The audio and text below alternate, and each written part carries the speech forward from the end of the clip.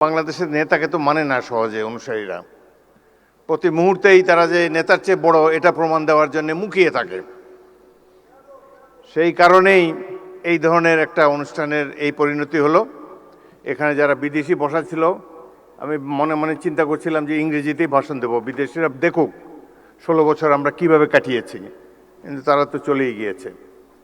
যাই হোক, জাতীয় অনুষ্ঠানে এই ধরনের বিশৃঙ্খলতা মোটেই কাম্য ছিল না। ভাই, আমরা তো জনগণের ভোট নিয়ে এখানে এসেছি, জনগণের নির্বাচিত প্রতিনিধি আমরা, হাওয়ার থেকে উড়ে এসে বসি নাই এখানে। সুতরাং এই সরকার নির্বাচিত একটি সরকার, এটুকু শ্রদ্ধা সম্মান প্রাপ্য।